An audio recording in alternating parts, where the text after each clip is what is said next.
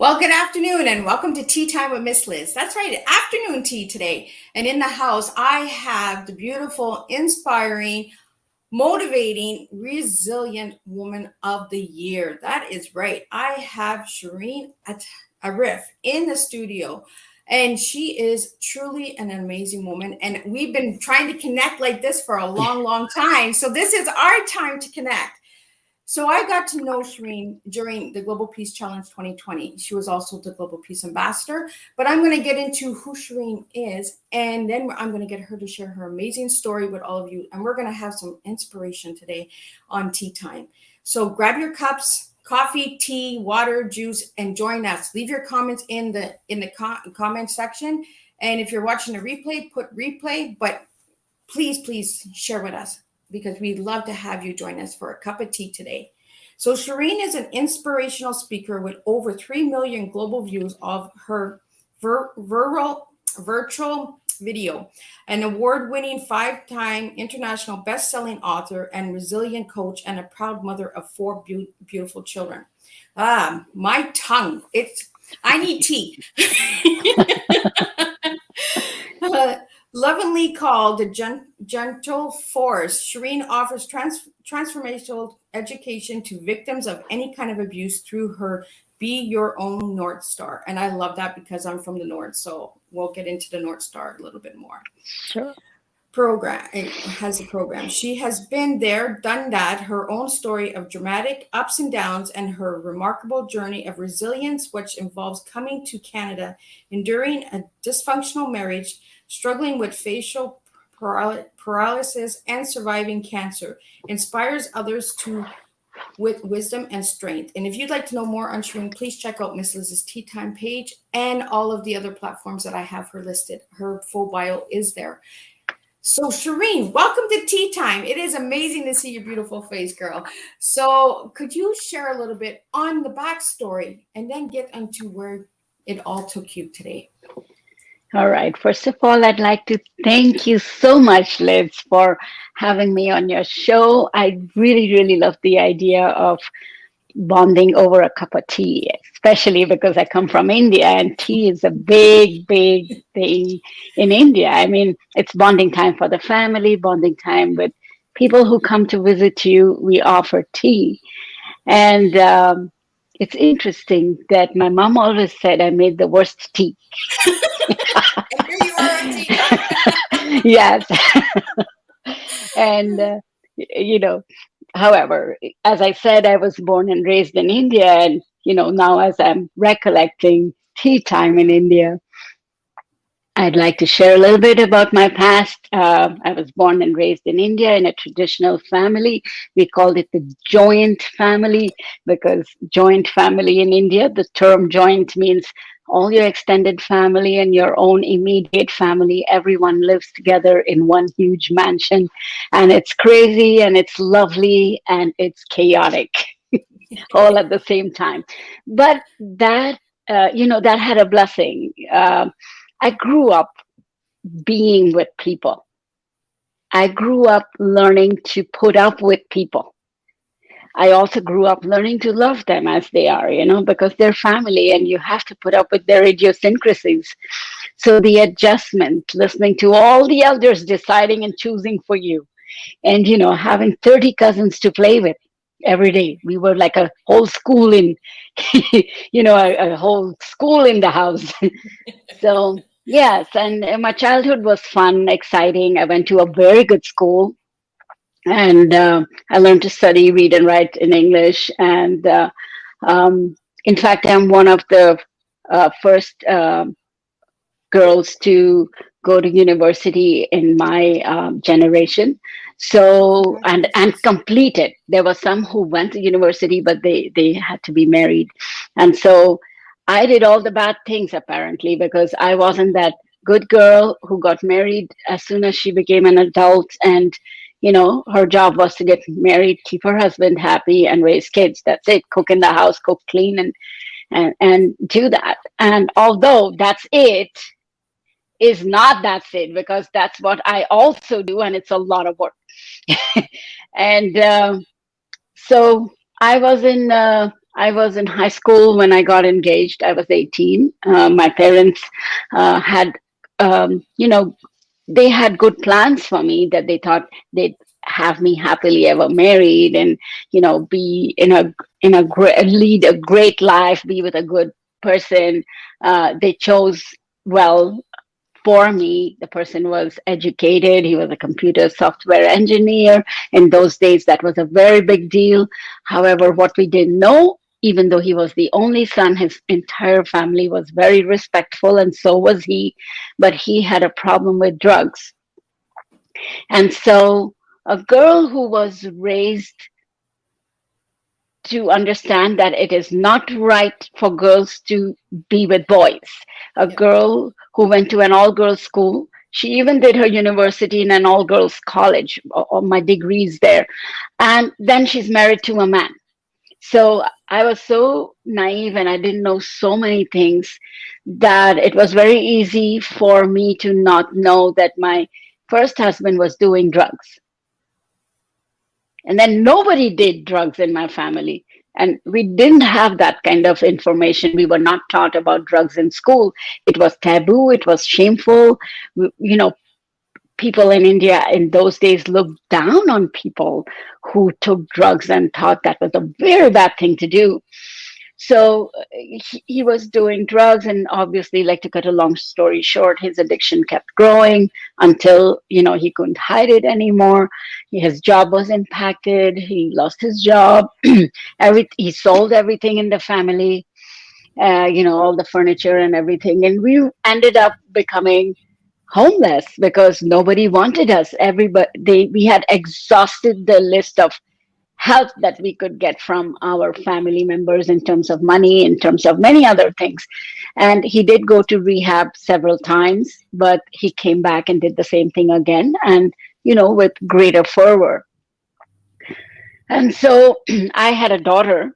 By then, we were married for 8 years. And I discovered I really learned that he was actually doing drugs and what drug addiction is after I had my daughter. And then I went and educated myself and found out, okay, there's something called the rehab center. How can I support him? I went for all the meetings to educate myself. But by then it was too late, and he didn't want to leave drugs. So eventually, he was sick and he had TB of the spine, and he was being tested for AIDS and all of that. And my in-laws, excuse me, my throat is a little bit dry. And then I was being sent back, like periodically, I kept being sent back to my parents' house. And in my family, there's not been a divorce before me. So it was a shameful thing because I lived in a family where there were so many people, there was so much gossip. It's always the girl's fault. She must have done something wrong. Why is her marriage falling apart? Why is she being sent by her in-laws, and why is she living with her parents for so many months? And then eventually, we had to drop the bomb that my first husband was doing drugs. And then I went through the divorce. I was at home for 4 years, and my father was my biggest support. And he sent me back to school. He encouraged me to go back to school and pick up my life. He said, "You have a daughter. You have to be there for her." And while my father was my support, it's unfortunate, but most of the women in the family were the ones who were doing all the gossip and and speaking ill of me and my calling my daughter unlucky and all of that. And anyone who came forward to show compassion basically wanted to know what's the inside scoop, what's going on. So anyways, I went back to school and I already had a degree, a bachelor of arts, and I had done my major in English.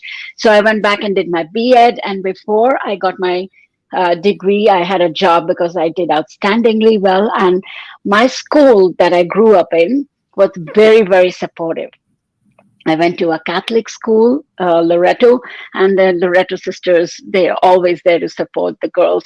So I was absorbed into the Loreto family. I started teaching, and my daughter went to the same school. Everything was going fine. And I was just 28 years old, and my mom was very concerned that me being a divorced woman, staying at home with so much gossip, it would be very difficult for my sister to get married, my younger sister. She was of the age when she should be married. And so my mother was worried that, I'm so young, I have a whole life ahead of me, I should be married again. And then, the pressure of getting remarried started. And then I had a lot of suitors, but nobody wanted my daughter. They Okay. were like, Yeah, I wanted to ask you about that, Shirin. Like in yes. India, are they like, do they have them already pre-selected for marriage? Like, how does that work? So but the parents, well, now things have changed a lot, but Hmm. back then, in the 1990s, when I was growing up, the parents had a lot of say. Okay. They call something as an arranged marriage. Yeah. So the fun bit is that I wouldn't really call when he used to come to our house, his dad and my like my dad and his dad had knew some common friends, and then he did come to my house to tutor me, and he fell in love with me. So because there was so much taboo in my house that I wasn't allowed to speak to boys, I was in deep trouble if he expressed his love for me. So I had to go and tell my mother that this man is saying this to me. And I did, because I didn't want to be beaten up. In India in those days, the best way to, correct a child was beat them up. So I did tell my mother about it, that this person is, at that time I had no feelings for him, and I said this person is saying he likes me. And so my mom said, okay, he's the only son, he's a computer software engineer, that sounds like a good match, you will be very happy, so ask him if he will marry you. And I'm just a young 16-year-old girl, what do I know? So ask him if he will marry you, and if he is serious, he will stay on. If he is not serious, he will go. Yeah. He will be scared and he'll go. And he stayed. So And then you got married at 16, Shirin? no, I was engaged at 18 because Oh, okay. I insisted on being educated, and I'm Okay. so grateful that I chose that, and I was stubborn, and my mom was very upset. She felt like, what's the point of going to university if you will get married and have kids and you're not supposed to go and work somewhere? But good girls from good homes don't work. They're But you're not the rebel, independent. right? Yes, You're the woman that says, no, it's not happening this way. I'm gonna just do it yes. this way. And I like Well, that about you because you're resilient, right? And I think yes, that's where the resilience comes yes, from. yes. So I'm not like, well, in my own family with the women, the older generation, I was the bad girl. Like I was corrupt because I went to university. I was bad because I was the first one who chose to be divorced. Like you Yeah. stick with your man and you stay with Oh, him until you die. That kind I of know like that all too well. Stand by your then man. you're yes, and then you're a saint. Then you're Saint Shireen. So I wasn't any of that, and I think I'm glad that I wasn't. So I don't know what my life would be, and what anybody else's life would be, and what my daughter's life would be. What would she learn from my life? So, anyways, I was at my parents' place for 4 years teaching, and then this man comes from Canada. His sister is married in our family to my dad's second cousin, and he's like, there's a family wedding, and he's attending that. And in the meantime, my mom has put an ad for me, which is so embarrassing to share. She put an ad for me on a matrimonial website. Wow. Who Okay, was the rebel there? because she wants me married and out of the house, and the men in India don't want a girl child, like they don't want to adopt my daughter, so they want me to give up my daughter. So at first my mom tried to convince me to give up my daughter and give her away to my in-laws. And I refused. And so there was a war at home. And my mom she never listens to me. I'm giving her good advice. And her daughter will be happy with the in-laws. And she will have a married life. But I wouldn't give up my daughter for anything in the world. I didn't care. I wasn't really interested in getting married. However, under mom's pressure, there were a lot of responses to my matrimonial ad. And one of the men was from Canada. Okay. Okay, but I didn't end up marrying him. So one of the men was from Canada. He responded. He was on separation. He was very honest. He was very lovely. And he said that, he has two kids from his wife. They had a fight and they're on separation. She wants a divorce. He's regretful about the things he did and said, and he would want her to come back. And he's lonely. So he's not committing to a marriage, but wanting friendship. And he said, if she comes back, I'd rather have her because I'll have my children and I'll have my wife back. And I really appreciated his honesty. And it was the first time like I was having deep conversations with a man, who's being vulnerable and saying how he loves his wife and his family and how he's the one who messed up. And, and I appreciated his authenticity. So and that was one way of keeping my mother, like bluffing my mom that, hey, I'm talking to a man. Yes, I'm talking to this man. Yeah, something is cooking, but nothing is cooking. So it'll keep her busy. I'm like, okay, this man didn't marry me. So what do I do? Like, we have to wait. That kind of thing. So, I never pictured you as a rebel. Never, ever, ever. That's why they call me. Resilience comes from, right? The rebel Yes. has the resilience of keep going, right? So yes, and so eventually he did go through a divorce, and then he still said I would want to come to Canada because I've lived in Canada for so many years. I can't just see someone over a camera and do video chatting and say, yes, let's get married. We need to get to know each other. So he was telling me like, I'll invite you, come visit Canada with your daughter. But he was lovely. In the meantime, all these aunts that I had, one of them gave my mom an idea that, that there is a man here in Canada who is related to my other aunt. And how about I give information about this lovely man to this man and ask him to find out whether this guy was authentic or not, whether he really lived where he lived and all of that, like just to investigate. That's where this investigator man ended up becoming my second husband. Oh, now we're getting into a juicy story here. Yes. Yes.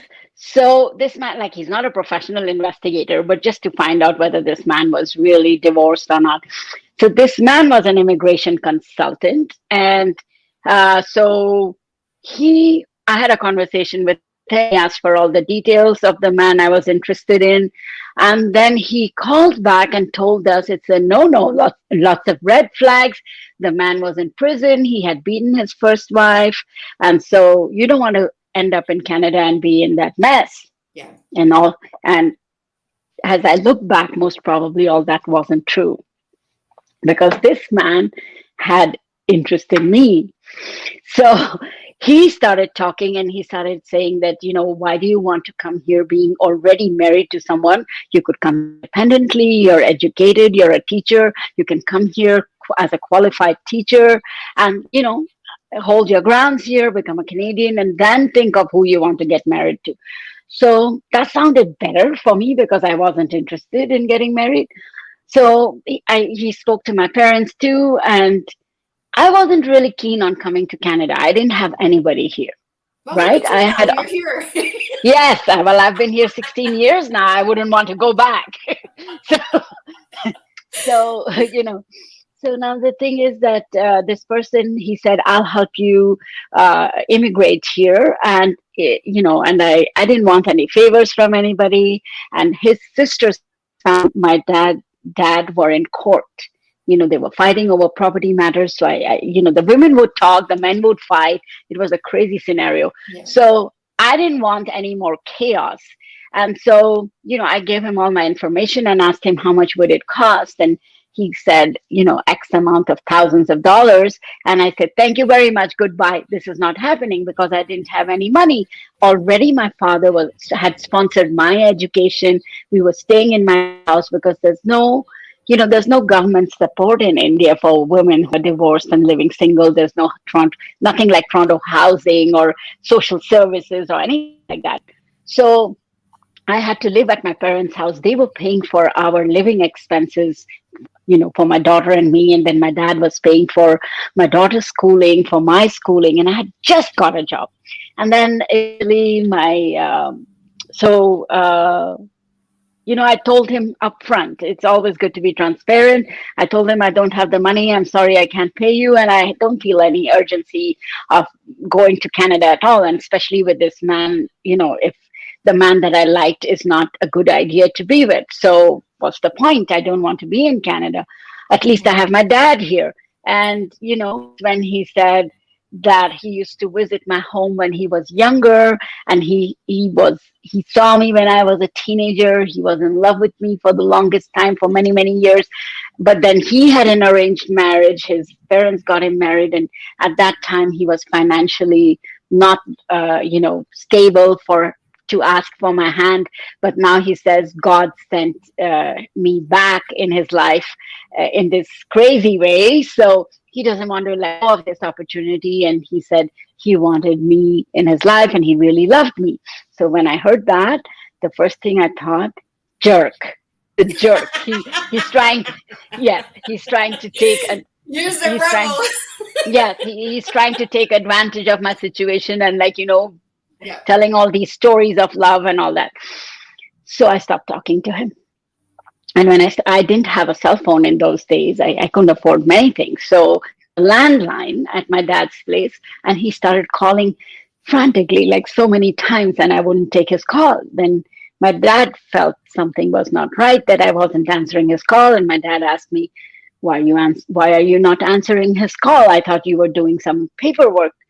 And I said no. And I was close to my dad. I wouldn't tell my mom about it, but I told my dad that this man, I called him uncle because his sister is married to my dad's cousin, and he's saying he loves me. And my dad burst out laughing, and he's like, that's my daughter. Everybody loves her. Well, it's true. Everybody loves you, right? But so thank you. That way.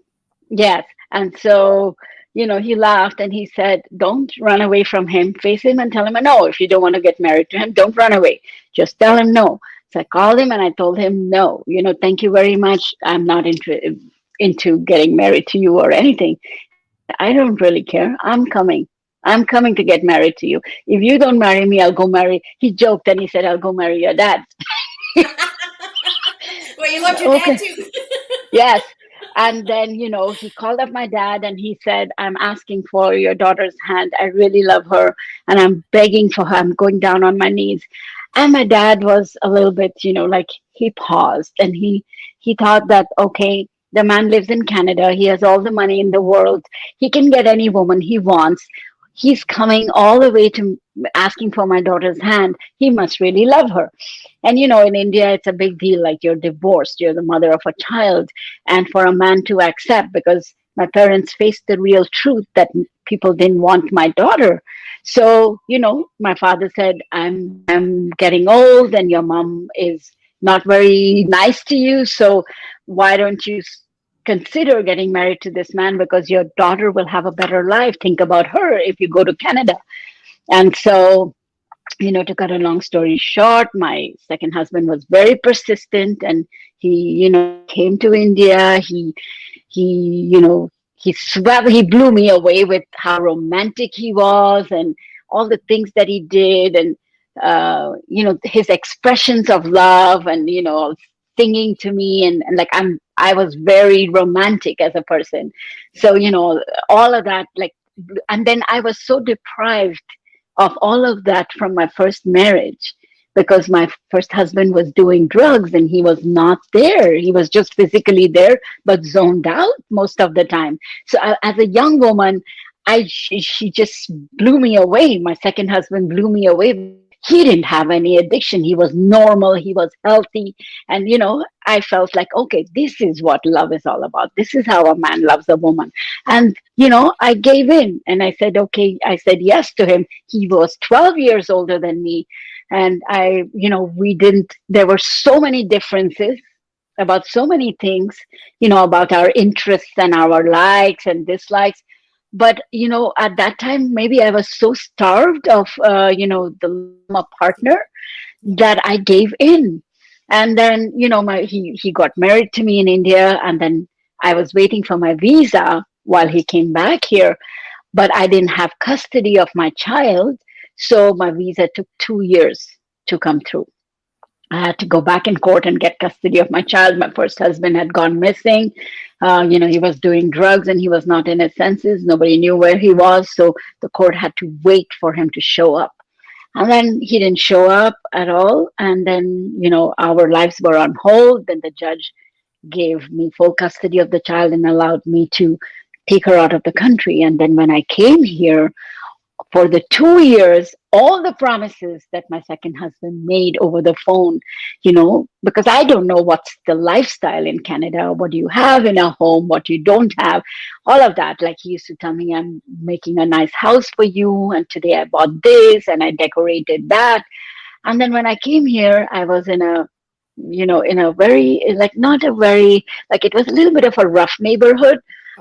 It was in Parkdale, and there's a prostitute standing at the door. I'd never seen something like that before when I was in India. And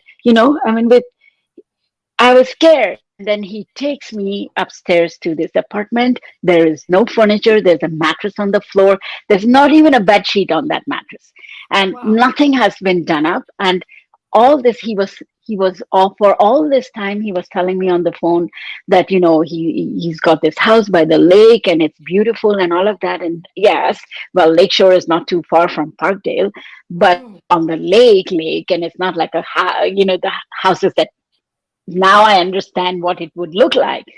Yeah. So I didn't know what to expect then, and so I was a little bit uncomfortable when I went there. And he dropped us at the airport. It was evening, late evening. He dropped us and then he said, I gotta go and I'll come back tomorrow morning. So the man who was expressing so much love, and in the 2 years that I lived in India, he flew down 7 times just to be with me. That man, it was very unusual of him to not want to be with me on the very first day of me landing here. So that felt like a red flag, but I was very, I wasn't bold, and I was so new here. I didn't want to ask him, hey, where are you going? What are you doing? And he was like, oh, in Canada, sometimes people do night jobs and people do 2 jobs, and welcome to this busy world. And it's very different from India. And I thought maybe, because I was new and I was shy, I thought, okay, I shouldn't be asking him too many questions. I have to be a good wife, Good wives don't ask too many questions. You're obedient, and you just adjust and you be nice to him. And I was so grateful that he accepted my daughter compared to all the other men in India who didn't. So, I was grateful he accepted my daughter. And so I just sealed my lips and I said, okay, I'm not going to ask him any questions. He, complete trust. Yeah. And then, we started living like that. And then every weekend he goes away. Every evening he goes away. Every holiday he goes away. He's here with me all day. We're working together. He's taught me how to do immigration work. And I was a quick learner. And so I learned how to do, filling out the forms, like all the clauses and and writing a submission letter and all of that. I was very good in English. I did all of that. I learned it up very well. And so slowly, he started leaning more and more of his business on my shoulders. And he was free. And I was doing most of the work. But he collected all the money from his clients. Yeah. And then, yes, he was the immigration consultant who was educated in this. So that was his expertise. So when he had to represent a client in court and all that, he did that. I didn't. But if he told me to fill out form letters, I was good with that.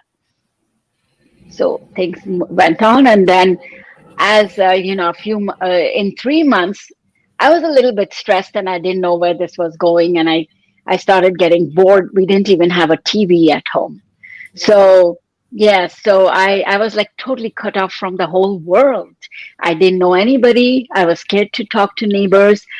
He would leave me alone. And, it's a new culture. It's, Yeah, in India, you have Indians, like, at least we speak the same language and like, yeah, it's a you know culture what, shock. but in Canada, it's like a global population. You Yeah. have people from all over the world. So I didn't know whom to talk to and what to say. And then he gave me a cell phone, like how you give cell phones to your teenage kids. It's a flip phone. And you can call only three numbers, your mommy, your daddy, and one more person. I had that kind of a phone, The you rebel had know. a flip phone. Yes, I had a flip phone and I could only call him. And so, I'm totally disconnected now from everybody. So I rely on him for everything. He doesn't give me any money. I get the grocery that he buys, like he makes all the decisions. And I was coming from India. I just surrendered to all of that. And then slowly, that was not me, because if I'm a rebel, I want to like pop my head out of the ground There and we go. see, There's the rebels. He's see, back. yes, what's going on. So I started telling him, hey, like we had a different life in India, even though I went through so much. We went to restaurants. I took my kids every weekend to, a gaming arcade or watch a movie or go somewhere, like meet relatives. I'm doing nothing here. So, why don't you like come stay with me in the weekend, and like we go somewhere. And he says, that's when I start asking him questions, and that's when he gets upset and he starts putting his foot down and he starts saying, you're being disobedient and you're not being a nice woman. You can't trouble me. I brought you here and you have to be grateful about it. People do what not to get to Canada. And you're lucky. It was so easy for you, so don't question me. Wow. And then that became an aggressive tone, because I kept being like, after I would be quiet for a few days and I would start all over again. Hey, I want more freedom. I want more freedom. I want to be with you. And where do you go? I need to know more. And then, within 3 months, with all that stress, I had paralysis on the face out of the blue. The right side of my face was paralyzed. My tongue was hanging and drooling, and my right eye wouldn't close. I would have to glue my eyes to sleep. And so, the doctor said I had something called Bell's palsy. It was a bad Yeah. bout of Bell's palsy. And then, he started calling me ugly, and making me feel that something is wrong with me, which is why he's not treating me right. So, I don't deserve it. Now I'm ugly. So I don't deserve his love. I don't deserve his time. And so I'm ugly. And what did my parents give for dowry? I was a divorced woman with a child. I should be grateful, as if like that was a baggage and something was wrong with me, that like, everything was wrong with me. And then, one day we got into an argument and he calls up my father and says, take your daughter away. I don't want her anymore. Wow. And so I know I can't go back anymore. My first divorce was enough. My mom was really hard on me the first time. I was living out of plastic bags, sleeping on the floor, because mom thought if I was comfortable, if she made me comfortable, Yeah, I I would seen live that on. in one of the programs that you did, Yes, Shireen. You had yes, shared that about the plastic yes. bag and that. Yes. So, what do I do? And so Yeah. I had to kind of kill my voice in my throat, because he's going to tell my parents, take her back. I can't go back. So then I had to put up with what he was doing. And that was so not me. And I put up with it and I put up with it. And then for 2 years, I didn't get pregnant. Then he started saying, I'm half Jewish, half Muslim. So, in us, children are a blessing in our culture. So you don't have kids. Now you're evil and God doesn't love you. So I'm paralyzed. I was divorced. I have a child. Everything is wrong with me and I'm not getting kids. So, well, we saw the doctor and the doctor said that maybe, like you're stressed about it. That's why you're not having kids. There's nothing wrong with you. So then eventually I got pregnant. And I thought, okay, now life is going to change. And my dad said, oh, things would be, I wouldn't tell my dad every detail, but tell him a few things that things are not working here. I'm worried.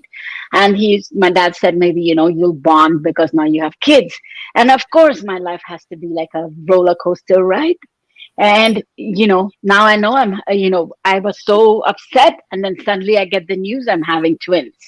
And that is like, wow, like from being paralyzed, now I have this great news that I'm having twins. And I thought my life will change, but it only kept getting worse. He started getting bitter and he started becoming verbally abusive once I had kids. And he started, just taunting me and telling me, you're swearing at my dad, my mom, my sister, everybody, and all kinds of, filthy verbal abuse.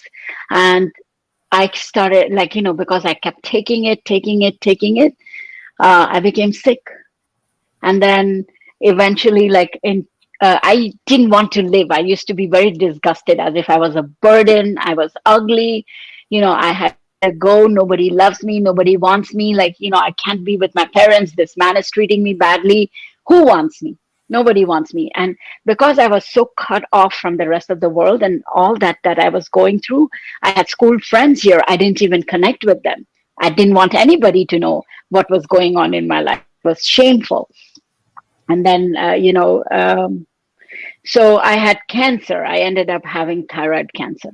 And, before that, I was hoping I'd die. And then when I had cancer, that's when reality hit hard. And I realized if I have cancer and if I were to die, who's going to look after my kids? He was not interested in the kids. He was not spending time with them. And he was so busy. And then I discovered that even though he was divorced, he was still keeping a relationship with his first wife. He said he had kids, so he had to talk to her, but he was actually having a relationship with his first wife. And the year I had twins, he had a kid from her.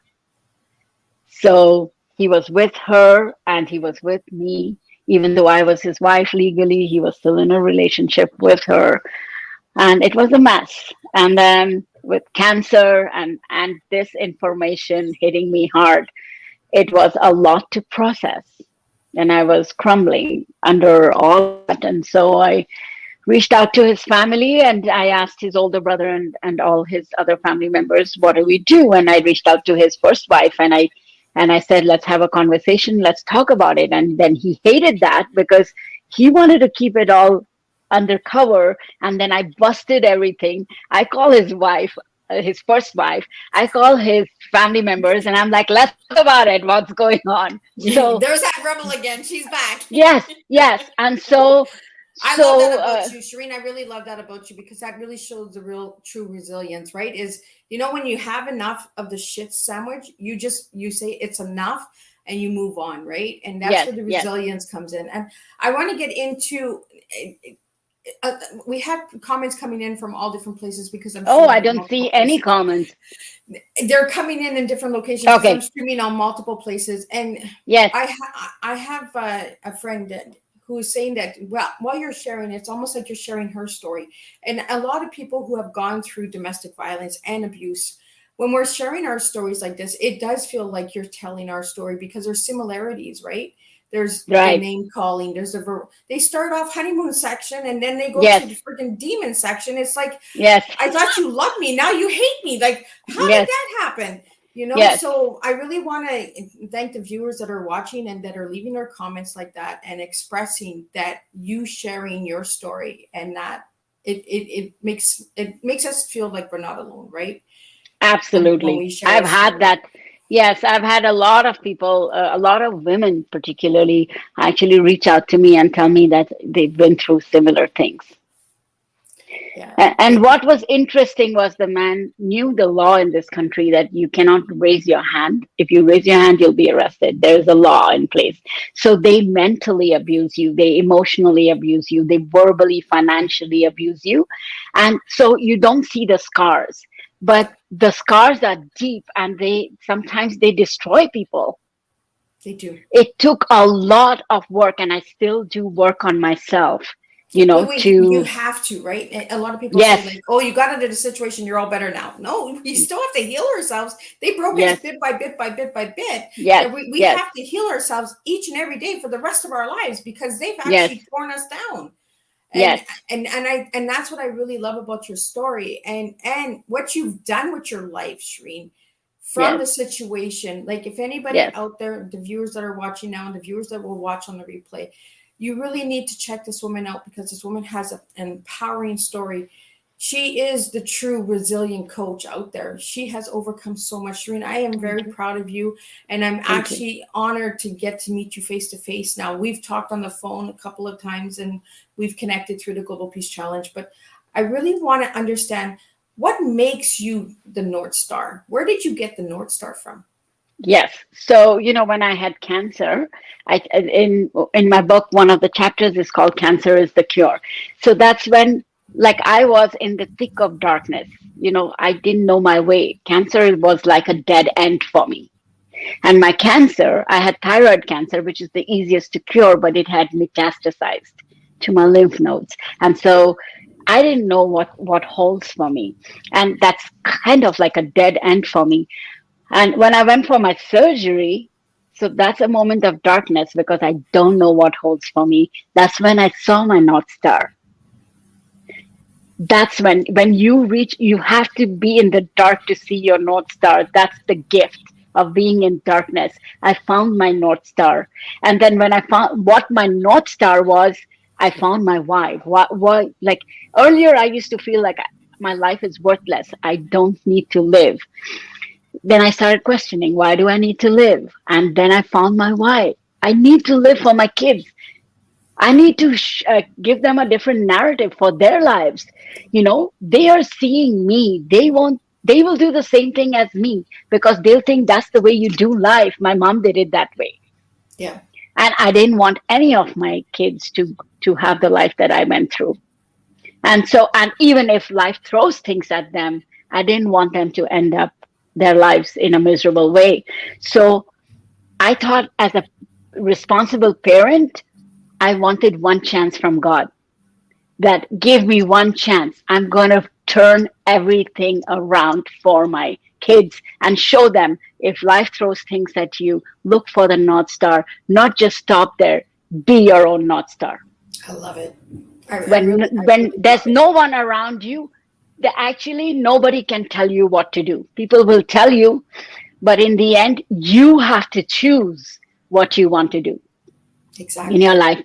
And so when I was going for my surgery, there was no one there on the operation theater. I walked to the hospital. It was a block away from home. I didn't have my ex-husband with me to support me in any way. I was doing my separation and cancer together. And so I was like, okay, what could be worse? What can be more frightful than death?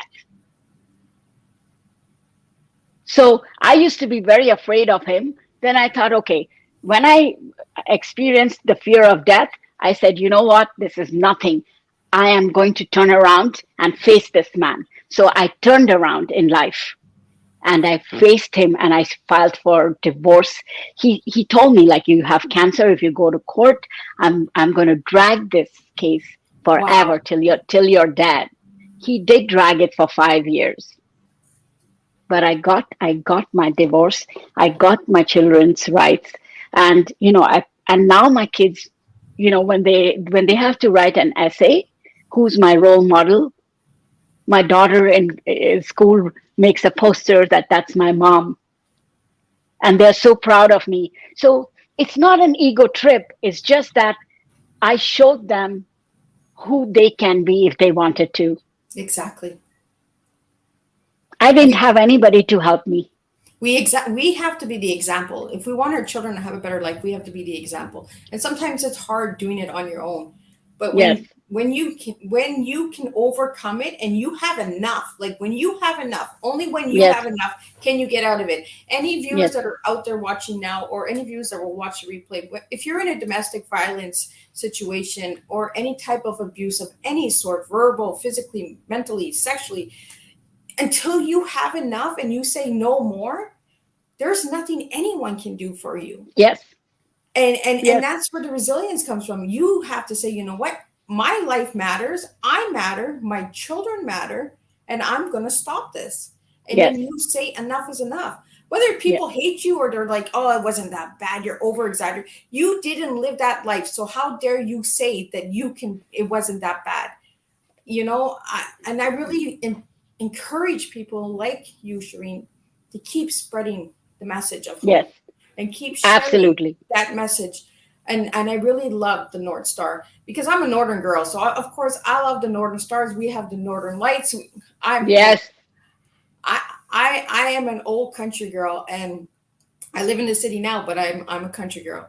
And I Mm. really want to get into, before we wrap up your tea, I don't want to I don't want to close your tea time up because I really think that this is an important subject that needs to be shared.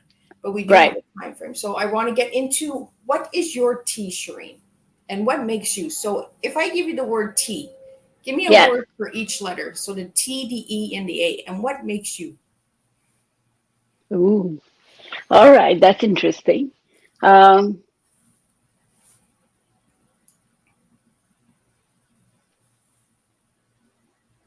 so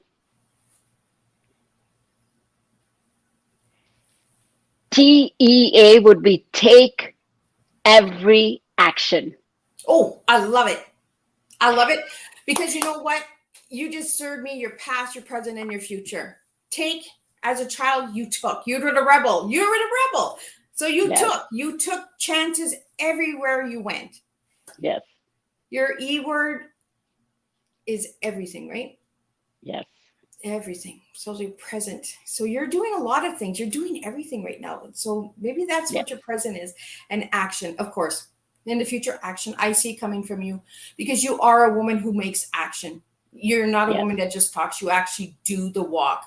This Yes. woman, I'm telling you, check out her link tree, check out her websites. I You don't get enough in an hour of one person. So really connect and network with Shireen because this woman has overcome a lot. And she truly inspires me when I read what you've overcome and what you've went through. As a woman who has overcome domestic violence myself, your story inspires me to continue on and to do what I do as well. So I really want to thank you for that, Shireen. And I want to thank you for sharing your tea with us. So take every action. I love it. Like, Thank you. take everything, just take it and change it.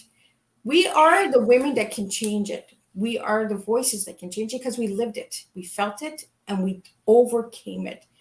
Yes. So if you had a message to give to all the viewers right now out there, Shireen, what would the message be for you? Be your own North Star. I love it. And any of the young girls that are out there, the child girls, for Yes. education, what message would you have for them? You know, you are a powerful being because you are the point of creation. The womb is in a girl child. There's nothing more powerful than that. That is the point of creation. You can so you that is your power. The womb is your power. You can create whatever you want from your life. You can create, choose and create, choose and create. And that's what I meant. Even there's another spin to take every action. You know, there were actions I took that didn't work the right way, but I still took them. Unless you take an action, you how are you going to know what's working and what's not working for you? And then through trial and error, you will see. You will see your way. But if you don't take any action, there's not going to be any results. Exactly. You got to take the action in order to get the result. Yes. And, And don't be in your head. Don't keep beating yourself. What if it doesn't work? What if it works? If it doesn't exactly. work, you'll take another action. Okay, now you know what doesn't work. So you'll try something different. You won't try the same thing. So one thing less to do, try something else. And there's one more thing I'd like to say. Not only did I become present to the impact on my children, so I leave a legacy of resilience and empowerment for them, then I didn't stop there because what I discovered and share, I shared my story with a very close friend. I made a close friend eventually, and I shared it with her. And I was shocked to know she was born here, Canadian, and she went through abuse in her life. And then I spoke to one more person. This is before I wrote the book. And then another, and I heard from them how what they were dealing with. And I realized that I'm not alone. I thought I was the only one. Something like this doesn't happen in Canada. He said, because my man was from India, so he did this here. But no, this is a universal thing. Women are Yes. being treated badly in their homes. And sometimes it's not just the men treating the women badly, it's the women treating the women badly too. Exactly. And there is a chapter in my book called Raising Abuse, because sometimes we as mothers raise abuse. And how do we do that? We don't have to teach our son to beat someone up or abuse someone, but we take abuse Yep. and show them that's the right way. Because I have faced a lot of criticism from my in-laws who've said that, their mother was abused by their father, who was beaten up, but she was such a great woman. She was a saint, an angel, because she never divorced him. She put up with everything. So I am the bad woman in their eyes because I left my husband and I stood up against abuse. And it doesn't matter to me. I have nothing against them. But I am so complete with the decision I've made, with the choice that I've made, that I don't regret it. And then when I started speaking to a couple of friends and when they started sharing what they're going through, I said, no, I got to do something about it. I got to share this with more people, that I stood my ground. I didn't fight this man. I walked away. I could have been aggressive. And when I took the divorce, it was not with the intention of fighting him and bringing him down. Yeah. I wanted to set myself free. Well, and So, we have to do that as women. We have to set yes, ourselves free, and yes, we have to be our own North Star. We have to yes, show that we matter, and we don't need a relationship to make us who we are. We don't need yes, children to make us who we are. We are important, and we matter as individuals, as a yes, woman. And yes, this is, and I really like that you brought up that men to women abuse men. Yes, they do. yes, And the cycles, and us women taking abuse and showing our sons that this is the way that a man treats a woman is exactly what you said. So they grow up to be abusers because that's all they know. Because, well, yes, daddy beat mom for 20 years, so let's just beat my girlfriend for 20 years. yes. It's a cycle, it's a pattern. And And my daughter would think that's normal, so she would take a beating from someone else. And I didn't want that for them, you know. So it was important for me to flip the script in my family.